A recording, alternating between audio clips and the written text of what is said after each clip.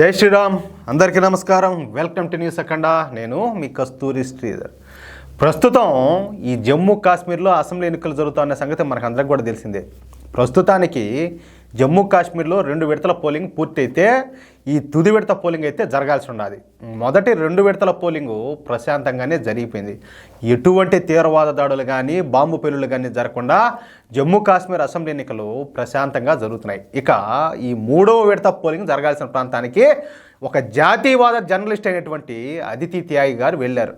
ఈ అదితి త్యాగి గారి గురించి మొన్న కూడా రీసెంట్గా ఒక వీడియో కూడా చేసామన్నమాట. ఇది 2వ వీడియో. ఈ అదితి త్యాగి ఒక సుప్రసిద్ధ జర్నలిస్టు. నిజాయితీగా నిబద్ధతతో పనిచేసేటటువంటి కొందరు జర్నలిస్టుల్లో ఈ అదితి త్యాగి కూడా ఒకరన్నమాట. ఇక అదితి త్యాగి గారు కాశ్మీర్లోని ఒక రేషన్ షాప్కి అయితే పోయిందియా. అక్కడికి పోయి అయితే నేను ఇంకొక మాట చెప్పాలా, అక్కడ కాశ్మీర్లో ఎవరు ఉంటారు మీకు తెలుసు కదా, అందరూ ఓళ్ళే. ఇక అదితి త్యాగి అక్కడ ఉన్నటువంటి వాళ్ళను ఇంటర్వ్యూ చేయడం ప్రారంభించింది. మీకు సరిగ్గా రేషన్ అందుతుందా, కేంద్ర ప్రభుత్వ పథకాలు అన్నీ కూడా మీకు సరిగ్గా అందుతున్నాయా, లేదా ఏమైనా ఈ కష్టాలను మీరు ఎదుర్కొంటున్నారని చెప్పేసి అక్కడున్న వాళ్ళందరినీ కూడా ఈ అదితి త్యాగి అడిగిందనమాట. అందుకు సమాధానంగా ఒక ముస్లిం మహిళ ముందుకు వచ్చి ఈ మాదిరిగా సమాధానం చెప్పేది. నిజం చెప్పాలంటే ఈవిడ చెప్పిన సమాధానము అందరూ కూడా కాశ్మీర్కు సంబంధించిన మహిళ ఎండు కూడా మీకు అర్థవుతుంది కూడా, కాశ్మీర్లో ఉన్నటువంటి మహిళ ఏంటి కూడా ఈమె చెప్పిన సమాధానం నిజంగా చెప్తా, మీరే వినండి. ఆ ముస్లిం మహిళ పేరు ఏందయ్యా అంటే షకీలా బేగం. ఇక ఈ జర్నలిస్ట్ అయినటువంటి అదితి త్యాగి అడిగిన ప్రశ్నలకు కాశ్మీర్కు చెందిన ఆ షకీలా బేగం మాట్లాడతా, మేము ఈరోజు 3 పూట్ల భోజనం చేస్తున్నామంటే అందుకు కారణం ప్రధాని నరేంద్ర మోడీ గారు. నేను ఇప్పుడు నరేంద్ర మోడీ గారు ఇస్తున్న రేషన్ తీసుకెళ్ళడానికే వచ్చిన. రేషన్ను పూర్తిగా అందిస్తున్నటువంటి ఒకే ఒక మనిషి నరేంద్ర మోడీ గారు మాత్రమే. ఇన్నాళ్ళు మా గురించి ఎవరు కూడా పట్టించుకోలేదు, ఒక్క ప్రధాని నరేంద్ర మోడీ తప్ప. హమ్ మోడీ కా నమక్ ఖా రహా హై అని చెప్పిందనమాట. అంటే మేము మోడీ ఉప్పు తింటున్నాము అని అర్థం అనమాట దానికి. ఈరోజు మేము భోజనం చేస్తున్నామంటే అందుకు కారణం మోడీనే. నేను ఖచ్చితంగా నరేంద్ర మోడీకే ఓటేస్తాను అని చెప్పింది. ప్రధాని నరేంద్ర మోడీ మాకు బాద్షా వంటి వాడు.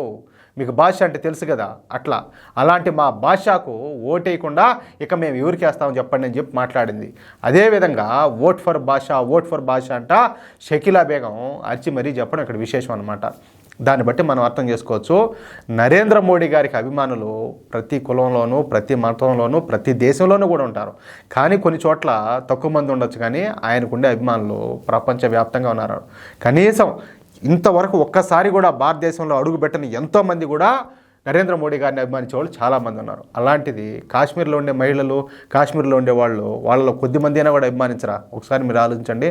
కానీ ఈసారి ఎలక్షన్స్ మాత్రం చాలా అద్భుతంగా జరుగుతున్నాయి. ఎందుకంటే ఈ ఆర్టికల్ 370 రద్దు తర్వాత మొట్టమొదటిసారిగా వాళ్ళు అభివృద్ధి ఫలాలంటే ఎట్టుంటాయో, అభివృద్ధి అంటే ఎట్టుంటుందో ఇప్పుడిప్పుడే వాళ్ళు చూస్తున్నారు. చాలామందిలో ఒకవేళ ఈ మత ఛందస్వాదం ఉన్నప్పటికీ కూడా, ఈ మత పిచ్చి ఉన్నప్పటికీ కూడా, కానీ మార్పును చూసేవాళ్ళు, మార్పును గమనించేవాళ్ళు, భారతీయ జనతా పార్టీని, నరేంద్ర మోడీని అభిమానిస్తూ ఆదరించే వాళ్ళు కూడా అక్కడ ఉన్నారు. దాంట్లో మాత్రం ఎటువంటి డౌట్ లేదు. అందుకే ఇంతటి విలువైన న్యూస్ను మీకు అందిద్దామని చెప్పి నేను తీసుకొచ్చిన. ఎట్టుండదు న్యూస్ భలే ఉంది కదా, అది మ్యాటర్. ఈ వీడియోపై మీ యొక్క అమూల్యమైన అభిప్రాయాలు దయచేసి ప్రతి ఒక్కరు కూడా ఖచ్చితంగా కామెంట్ రూపంలో తెలియజేయాలని చెప్పి కోరుకుంటూ, అలాగే ఈ వీడియో నచ్చితే దయచేసి ప్రతి ఒక్కరు కూడా లైక్ చేయండి. తప్పనిసరిగా ఈ వీడియోను 10 మందికి షేర్ చేయండి. అలాగే ఇంతవరకు మన ఛానల్ సబ్స్క్రైబ్ చేసుకోకపోతే దయచేసి ప్రతి ఒక్కరు కూడా మన ఛానల్ సబ్స్క్రైబ్ చేసుకోండి. ప్లీజ్ సపోర్ట్ చేయండి. జై శ్రీరామ్.